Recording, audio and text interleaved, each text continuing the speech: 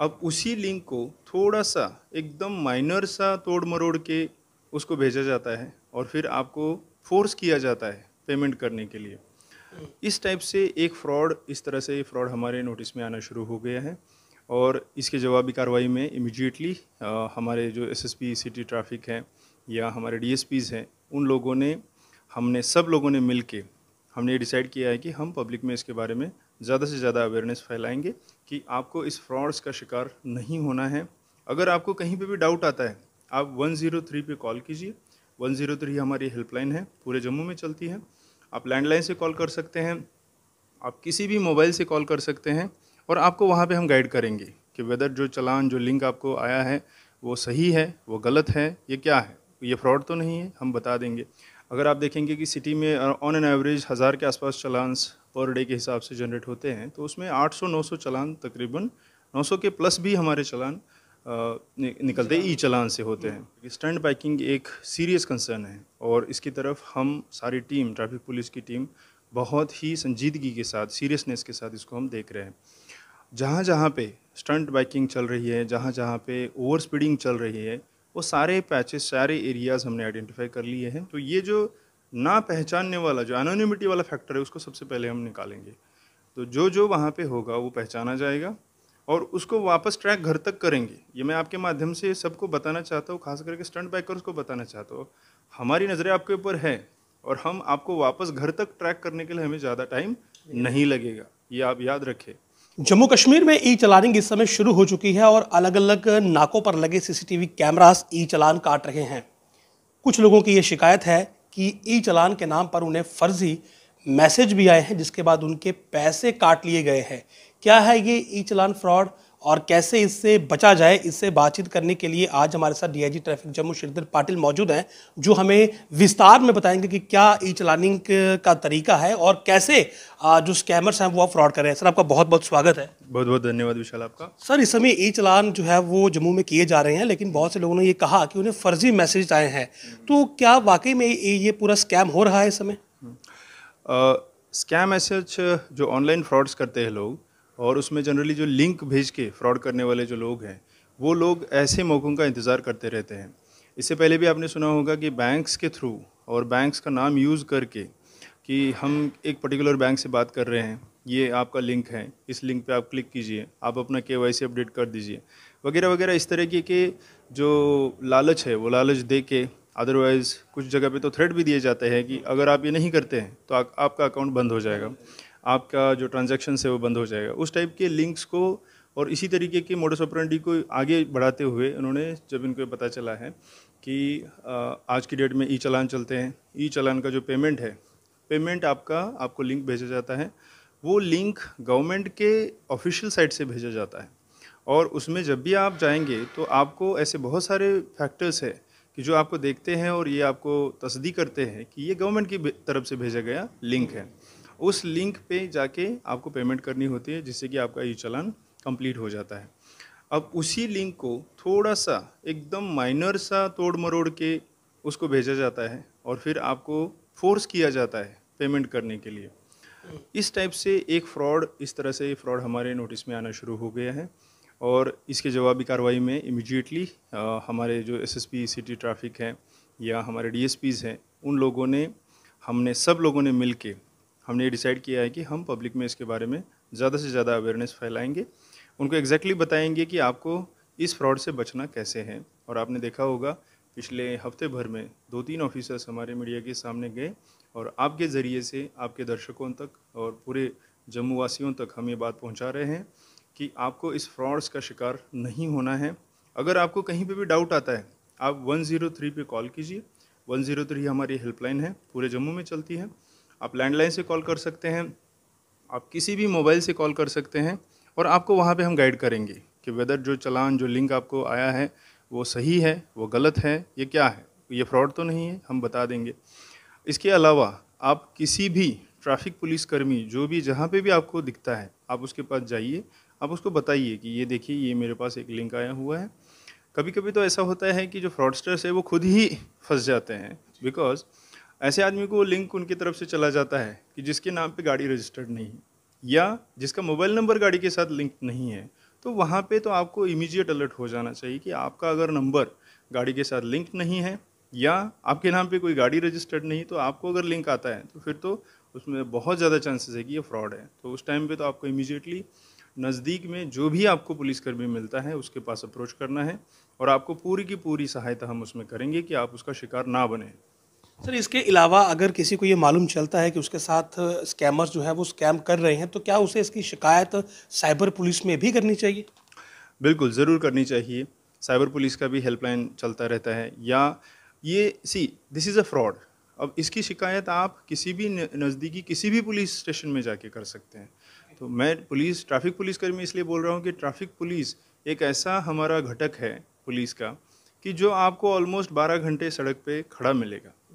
सबसे ज़्यादा accessibility traffic पुलिसकर्मी की आपको दिखती है, हर चौक चौराहे पे आपको मिलेगा। तो आपको बहुत बार ऐसा होता है कि पुलिस स्टेशन तक भी नहीं जाना पड़ता है। आप बिल्कुल आपके घर से बाहर निकलते हैं और क्रॉसिंग पे जाते हैं और आपको ट्रैफ़िक वाला खड़ा मिलता है। तो आप उसके पास जाते हैं तो इमीडिएट आपको पुलिस का एक्सेस मिलता है। इसलिए मैंने ट्रैफ़िक पुलिसकर्मी कहा, किसी भी पुलिस स्टेशन में आप जाके उसका अपनी जो कंप्लेन है, अपनी ग्रीवेंस है बता सकते हैं, या आप उसको कॉल करके भी बता सकते हैं। घर बैठे-बैठे भी उसका मसला हल हो जाता है। साइबर क्राइम्स की जहाँ तक आपने बात की, साइबर क्राइम को रिपोर्ट करने के लिए तो आज की डेट में इतना ईजी है कि आप घर बैठे बैठे अपने ही मोबाइल से आया हुआ जो आपको मैसेज है उसका एक स्क्रीनशॉट उठा के आप फट से उसको मेल कर सकते हैं। साइबर दोस्त एक हैंडल चलता है, फेसबुक पे है, ट्विटर पे है, हर जगह पे है। आप उसके ऊपर अगर फॉरवर्ड भी करते हैं तब भी हम उसको कॉग्निजेंस लेते हैं। सर, इसके अलावा ई चलानी की क्या पोजीशन है इस समय सिटी में? क्या ई चालान हो रहे हैं और किन किन विजिबल ऑफेंसेस पर चलानी हो रही है? जहाँ तक ई चालान की बात है, ई चालान हम 100% ई चालान की तरफ जा रहे हैं। अभी हमारा ऑलमोस्ट 99% पे हम पहुँच चुके हैं। अगर आप देखेंगे कि सिटी में ऑन एन एवरेज 1000 के आसपास चालान्स पर डे के हिसाब से जनरेट होते हैं, तो उसमें 800-900 चालान, तकरीबन 900 के प्लस भी हमारे चालान निकलते ई चालान से होते हैं। सिटी में तो ये जो मैंने 900 के प्लस मैंने बताया, ये एक अगर परसेंटेज के तौर पे हम देखते हैं तो जम्मू कंप्लीट रेंज की हम बात करते हैं तब वो 900 के आसपास, मतलब 90% के आसपास होगा। अगर सिटी की बात करते हैं तो 99% से भी ज़्यादा है वो, बिकॉज सिटी में नेटवर्क कवरेज बहुत अच्छा है। आप कोई भी जो हमारे पीओएस मशीन्स के थ्रू हम जनरली वो चलाना शुरू करते हैं, तो जो हमने नेटवर्क सर्विस ली है तो वो सर्विस सिटी में एकदम बहुत अच्छी चलती है। तो 99% प्लस हम चलान्स ई चलान्स के तौर पे करते हैं। और जो रूरल एरियाज़ हैं उसमें कुछ ऐसे पैचेस हैं जहाँ पे नेटवर्क की कनेक्टिविटी का इतना अभाव होने के कारण वगैरह थोड़ा सा परसेंटेज हमारा कम है, तो उसमें अभी हम काम कर रहे हैं, उसको स्टडी कर रहे हैं कि कहाँ कहाँ पे नेटवर्क कम आ रहा है। हमारा प्रयास है कि आने वाले 2-3 महीने के अंदर अंदर इस पूरे सिस्टम को 100% ई चालान पे हमें लेके जाना है, और उसके आगे बढ़ते हुए हम इसको सिस्टम को कैशलेस बनाना चाहते हैं। मतलब किसी भी जगह पे आपको अगर कंपाउंड चालान भी करना है तो आपको किसी को कैश देने की ज़रूरत नहीं है। आप वो पैसा डायरेक्ट गवर्नमेंट ट्रेजरी में डाल सकते हैं इसके माध्यम से। आज आप देखेंगे कि अगर आप सब्जी भी लेने के लिए जाते हैं तो आपको वहाँ पे क्यूआर कोड मिलता है। आप क्यूआर कोड स्कैन करते हैं, क्यूआर कोड के थ्रू डायरेक्ट पैसा वो करते हैं। तो हम उसमें पीछे नहीं रहेंगे। हम लोगों ने भी ये अपना एक एजेंडा रखा है कि हम 100% कैशलेस सिस्टम बनाएंगे किसी भी जगह पे। जनरली क्या होता है कि अगर मान लीजिए ट्रैफिक पुलिस वाला अगर किसी का जेन्युइन चालान कर रहा है और जेन्युइन चालान उसको पकड़ाते हुए उसको जो कंपाउंड करना है चालान, कंपाउंड चालान का अगर पैसा वो ले रहा है, तो उस टाइम भी दूर से देखने वाले को ये लगता है कि शायद ये वहाँ पे कुछ गड़बड़ चल रही है। सो इस चीज़ को मद्देनज़र हम लोगों ने ये सोचा है कि let us make the system cashless. Cash पकड़ने की ज़रूरत ही नहीं पड़ेगी, जो पैसा है account to account direct government के अकाउंट में वो ट्रांसफ़र होगा। सो इस तरफ हम अब आगे बढ़ रहे हैं। सर, स्टंट बाइकर्स का भी एक बड़ा मिनांस रहा है कि बहुत से जो युवा हैं वो स्टंट बाइकिंग करते हैं और स्टंट बाइकिंग की आड़ में वो ड्रग्स तक पहुंच चुके हैं। और ट्रैफिक वायलेशन ये है कि अब फोल्डेड नंबर प्लेट्स उन्होंने लगाना शुरू कर दिए ताकि कैमरा में ना आए, तो उस पर कैसे चेक रखेंगे? मैं सबसे पहले तो ये बताना चाहूँगा कि स्टंट बाइकिंग एक सीरियस कंसर्न है, और इसकी तरफ हम सारी टीम, ट्रैफिक पुलिस की टीम बहुत ही संजीदगी के साथ, सीरियसनेस के साथ इसको हम देख रहे हैं। जहाँ जहाँ पे स्टंट बाइकिंग चल रही है, जहाँ जहाँ पे ओवर स्पीडिंग चल रही है, वो सारे पैचेस, सारे एरियाज़ हमने आइडेंटिफाई कर लिए हैं। पहले हम ब्रॉड लेवल की बात करते हैं। ब्रॉड लेवल पे हमने ये डिसाइड किया है कि वो सारे एरियाज़ को हम सीसीटीवी कवरेज के अंडर लाएंगे, नंबर 1। तो उसके लिए हमने अराउंड 100 एरियाज़ आइडेंटिफाई किए हैं, और वो 100 के 100 एरियाज़ हमारा प्लान है 2-3 महीने के अंदर अंदर हम उसको सीसीटीवी कवरेज के अंडर लाएंगे। और जैसे आज की डेट में सिटी में सीसीटीवी के थ्रू ऑटोमेटिक चालान जनरेशन का सिस्टम बनाया है, वैसे ही वहाँ पे भी करेंगे, सो दैट आज की डेट में जो हमने ऑब्जर्व किया, ये जो स्टंट बाइकिंग है इसमें एक बहुत बड़ा फैक्टर है अनोनिमिटी। जो स्टंट बाइकिंग कर रहा है उस बच्चे को लग रहा है कि मैंने हेलमेट लगाया है या मैंने गाड़ी का नंबर प्लेट थोड़ा सा टेढ़ा मेढ़ा कर दिया है, तो मुझे कोई देख नहीं रहा, मुझे कोई पहचानेगा नहीं जी। तो ये जो ना पहचानने वाला जो एनोनिमिटी वाला फैक्टर है उसको सबसे पहले हम निकालेंगे। तो जो वहाँ पे होगा वो पहचाना जाएगा और उसको वापस ट्रैक घर तक करेंगे। ये मैं आपके माध्यम से सबको बताना चाहता हूँ, खास करके स्टंट बाइकर्स को बताना चाहता हूँ। हमारी नज़रें आपके ऊपर है और हम आपको वापस घर तक ट्रैक करने के लिए हमें ज़्यादा टाइम नहीं लगेगा, ये आप याद रखें। आप कितने भी नंबर प्लेट टेढ़े मेढ़े कर लिए, ठीक, आपकी गाड़ी अल्टीमेटली चलनी तो सड़क पे है ना, और सड़क पे हर क्रॉसिंग पे हमने एक अब स्ट्रैटेजी की तहत चलना है। आपने देखा भी होगा जो हमारे डिस्ट्रिक्ट पुलिस है या हमारे ट्रैफिक पुलिस है, दोनों एक साथ मिल के उसके ऊपर स्ट्रैटेजी के तहत नाके लगाते हैं। आपने देखा भी होगा इनको जब चालान करते हैं तो हमें ये भी ध्यान में रखना पड़ता है कि ये हमारे चालान से डर के इतना तेज़ ना कहीं कर दे कि किसी को हादसे का शिकार ना हो जाए, तो वो भी हमें ध्यान में रखना पड़ता है और इसलिए हम थोड़ा तरीके से कार्रवाई उसके ऊपर करते हैं। बट अब आते हैं लोअर लेवल पे। लोअर लेवल पे आपने जैसे कहा कि इसमें बहुत सारे फैक्टर्स हैं और ये फैक्चुअल चीज़ है। ऐसा नहीं है कि सिर्फ़ और सिर्फ उसको सिर्फ बाइक को स्पीड करने का सिर्फ नशा है, वो एक ही नशा नहीं है, it is a combination of addictions. तो बहुत सारे एडिक्शंस है जिसके चलते फिर उसको वो उस तरफ बढ़ा हुआ है। लेकिन अब क्योंकि वो उस तरफ चला गया है, उसका कोई ग्रुप बन गया है या जिस तरह से संगत उसको मिली है, वो सारी चीज़ों को हम लोग एक साथ मिलके उसको एड्रेस कर रहे हैं। जैसे मैंने अभी भी कहा आपको, डिस्ट्रिक्ट पुलिस नशे की तरफ भी कार्रवाई कर रही है, हम लोग चालान्स की तरफ कार्रवाई भी कर रही है। और हम जो पैचेस हमने आइडेंटिफाई किए, जैसे आपका सिद्रा का एक पैच है, जैसे आपका बाईपास का पैच है, जैसे आपका इसका जो अभी नया अखनूर का फ्लाईओवर बना है एक पैच है, या आईआईटी और उस तरफ का जो पैच है, इन पैचेस पे एक स्ट्रैटेजी के तहत नाके लगेंगे और ये लोग आप देखेंगे दिन ब दिन 2-4 करते करते पकड़े जाएंगे। और ये मैं आपको बता दूं कि इनके घर तक वापस ट्रेस करेंगे हम, और सबसे पहले इनको अपने पेरेंट्स के सामने एक्सपोज करेंगे। सबसे पहले इनके पेरेंट्स को हम बताना चाहेंगे कि आपके बच्चे वहाँ पे क्या कर रहे हैं और आप इतनी कीमती जो जाने हैं इसको ऐसे ज़ाया ना होने दें। बिल्कुल, पेरेंट्स का इसमें बहुत बड़ा रोल है, सोसाइटी का बहुत बड़ा रोल है। हम उनको भी हमारे साथ जोड़ेंगे और सभी स्टेक होल्डर्स को साथ जोड़ के इसमें कार्रवाई करेंगे। सर, इसके अलावा मिनी बसेस और बसेस की बात करें तो उनका बड़ा ओवरलोडिंग का इशू रहता है, ट्रैफिक सिग्नल्स को वो फॉलो नहीं करती हैं, तो उन पर भी क्या कोई कार्रवाई होगी? 100% कार्रवाई होगी। आप अगर हमारा मंथली या डेली चालान स्टेटमेंट देखेंगे तो जहाँ जहाँ ओवरलोडिंग की बात है वहाँ पे हमने पैसेंजर्स के उसमें काफ़ी फोकस किया हुआ है। और ख़ास करके देखिए, रूल सबके लिए है, चाहे वो मैटाडोर है, चाहे वो पैसेंजर बस है या कुछ भी है। जनरली हमें ये कंप्लेन आती है और पर्टिकुलरली उन जगह से आती है, रूरल एरिया से आती है जहाँ पे स्टूडेंट्स उसके लिए जा रहे, स्कूल के लिए, कॉलेज के लिए जा रहे हैं, और वहाँ पे उनके पास एक ही उस टाइमिंग में एक ही 2 ही बसेस अवेलेबल है, तो उनके पास कोई ऑप्शन नहीं है, उस टाइप से एक प्ली ली जाती है। लेकिन वहाँ पे भी जो मेरे जो ऑफिसर्स हैं उनको एकदम स्ट्रिक्ट मैंने गाइडलाइन दी है, अगर किसी जगह पे किसी रूट पे अगर बसेस कम है तो आप जो कंसर्न अथॉरिटी है, डीसी साहब से बात करें, आरटीओ से बात करें और वहाँ पे बसेस का नंबर बढ़वाइए। लेकिन बच्चों के उसके साथ, जान के साथ कोई खिलवाड़ नहीं बर्दाश्त किया जाएगा, नहीं बिल्कुल करना है। और जहाँ तक आपने बात कही रूल्स की, तो मैटाडोर्स के लिए तो कोई अलग रूल नहीं बनेंगे, मैटाडोर्स के लिए भी वही रूल चलेंगे और उसी तरह से उसके ऊपर भी कार्रवाई, सख्ती से कार्रवाई होगी जिस तरह से हम बाकी लोगों पे करते हैं। ओवरलोडिंग के चलान्स का अगर मैं आपको बता दूँ, 70% 60 से 70% चलान जो है वो इनके ऊपर होते हैं। बाकी जो होते हैं वो जो गुड्स हैं, मटेरियल वगैरह उसमें होते हैं, बट मैक्सिमम हमने फोकस वहाँ पे किया है कि ओवरलोडिंग वहाँ पे नहीं होनी चाहिए। और सिटी में खास करके जैसे आपने कहा कि वो रेड लाइट्स की वायलेशन या बाकी चीज़ें, एक मेजर जो हम फैक्टर ऑब्जर्व करते हैं कि किसी भी जगह पे रुकना, तो उसके लिए मैं आपके माध्यम से जितने भी हमारे कम्यूटर्स हैं, जो प्रवासी हैं, जो बस में सफ़र करते हैं, उन लोगों से भी मैं ये अपील करना चाहूँगा कि आप जहाँ पे रुकते हैं वो बस स्टैंड पे ही आप रुकें। आप बस स्टैंड पे रुकेंगे, ऑटोमेटिकली बस वाले को भी वहीं पे आना पड़ेगा, उसको सवारी उठानी है तो उसको भी वहीं पे रुकना पड़ेगा। तो जब हम क्रॉसिंग पे रुकते हैं तो एक टेंडेंसी उनकी भी रहती है कि वो भी जहाँ उसको सवारी मिले ब्रेक लगा देता है। ये एक समस्या है जहाँ तक रेड लाइट वायलेशन की बात है, वो तो जहाँ पे वायलेट करेंगे वहाँ चालान कटेगा, उसमें कोई कोताही नहीं होगी। सर इसके अलावा रॉन्ग पार्किंग भी एक बड़ा इशू रहा है, क्योंकि शहर में बहुत से लोग गाड़ियां लेकर निकलते हैं, लेकिन पार्किंग के लिए वो अपनी जहां पर मन करता है वहीं पर पार्क करते हैं। ये सही में एक बहुत बड़ा इशू है।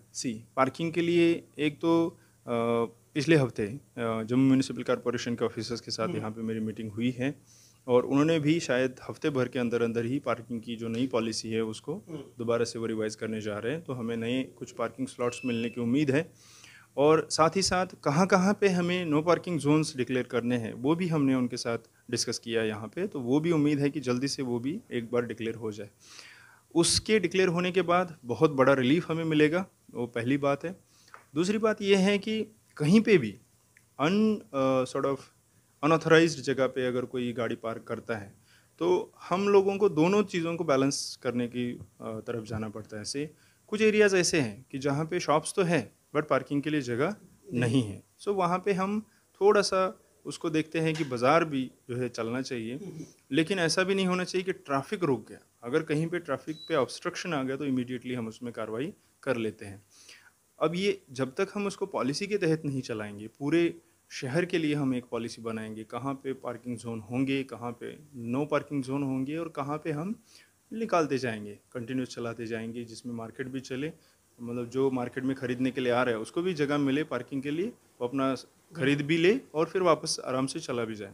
बहुत सारी जगह पे हमने इसमें प्लान बनाया, जैसे आपका गांधीनगर एरिया है, गांधीनगर एरिया के लिए हम एक प्लान डिस्कस कर रहे हैं जिसमें बहुत सारे हम वन वेज करने के लिए सोच रहे हैं, और बहुत जल्दी हम सोच रहे हैं कि उसको इम्प्लीमेंट भी हम करेंगे। मतलब ये मान के चलें कि शहर मैक्सिमम अब वन वे हो जाएगा पूरा एक साइड। मैक्सिमम आप नहीं बोल सकते, बट जहाँ जहाँ पे कंजेशन है, जहाँ पे आप मार्केट के लिए परचेसिंग के लिए आते हैं और आपका एक्सपीरियंस बहुत ख़राब रहता है जस्ट बिकॉज कि आपको वहाँ पे नज़दीक में पार्किंग की जगह नहीं है, नंबर वन, या मतलब बिल्कुल ही पार्किंग की जगह नहीं है कि आपने गाड़ी रोकने की कोशिश की, पीछे से कोई हॉर्न मार रहा है या कोई ट्रैफिक पुलिस वाला आके आपको विसल मार रहा है निकालो निकालो, so you get a very sort of unpleasant market experience. तो जहाँ जहाँ पे मार्केट एक्सपीरियंस आपको उस टाइप से है, जहाँ जहाँ पे आपको लगता है कि कंजेशन है बहुत ज़्यादा, उन जगहों पे हमें कुछ ना कुछ उसका तरीका बाहर निकालना है, और ऐसे जगह के लिए हमने एक एक करके उसके बारे में प्लान्स बनाना शुरू कर दिया है। सर आखिरी सवाल है, हाईवे पर क्या स्थिति है इस समय, और क्या आपको लगता है कि आने वाले कुछ वर्षों में या कुछ महीनों में और ज़्यादा हाईवे पर रिलैक्स मिलने वाला, क्योंकि काम जो है बड़े बड़े प्रोजेक्ट का चल रहा है।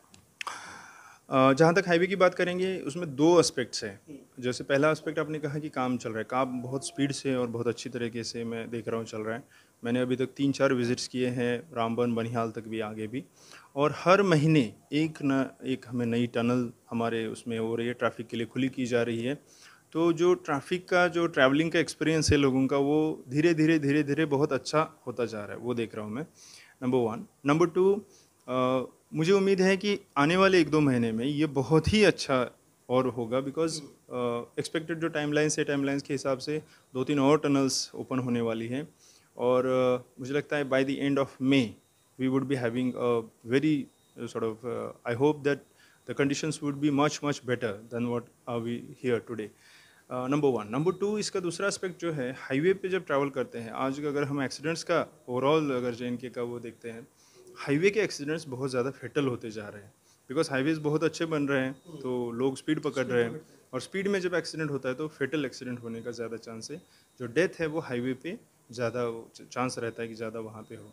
उस चीज़ को भी मद्देनज़र रखते हुए, जैसे मैंने पहले आपको बताया कि एक स्पीड वायलेशन डिटेक्शन सिस्टम हम लगाने जा रहे हैं। It will be again on the similar lines of the ITMS that we have in Jammu city, जहाँ जहाँ पे तो मैं आपके माध्यम से आपके दर्शकों को ये ज़रूर बताना चाहता हूँ कि चाहे आप नेशनल हाईवे पे ट्रैवल कर रहे हैं, चाहे आप सिटी में ट्रैवल कर रहे हैं, स्पीड लिमिट का खास ख्याल रखें, क्योंकि आपके ऊपर अब CCTV कैमरास की नज़र है। हमारी ट्रैफिक पुलिस कर्मियों की और पुलिस कर्मियों की तो है ही है, बस CCTV कैमरास की नज़र है, और मुझे नहीं लगता कि CCTV कैमरा में जिसका वायलेशन डिटेक्शन हुआ उसको बचने का चालान देना ही, हाँ, चालान देना ही उसका एकमात्र तरीका है, उसमें कोई बचने का चालान नहीं है। This is a automatic process. So मैं आप सभी दर्शकों से ये अपील करूंगा कि स्पीड लिमिट में गाड़ी चलाएं, आराम से गाड़ी चलाएं, और ट्रैवल का एक आनंद लें, है ना। ट्रैवल एक्सपीरियंस आपका आनंददायी होना चाहिए। It should be a happy travel experience rather than आप 2 मिनट पहले पहुंचने की कोशिश ना करें। 2 मिनट अगर आप बाद में पहुंचते हैं फिर भी ठीक है, लेकिन ट्रैवल का आनंद ज़रूर लें। जी, बहुत बहुत शुक्रिया सर। तो स्कैम की बात करें तो स्कैम से बचना आपके हाथ में है, सतर्क रहें और अगर कोई मैसेज आता है तो उसे पहले वेरीफाई करें। उसके अलावा बहुत सी बातें हमने इस इंटरव्यू में की हैं। उम्मीद है कि आपको इन बातों से बहुत फ़ायदा मिलेगा और विशेषकर जो आखिर में अपील की गई है कि रफ्तार पर नियंत्रण रखें, क्योंकि जल्दी पहुंचना उतना ज़रूरी नहीं है जितना सकुशल पहुंचना ज़रूरी है। तो उम्मीद है आपको ये इंटरव्यू पसंद आएगा। नमस्कार।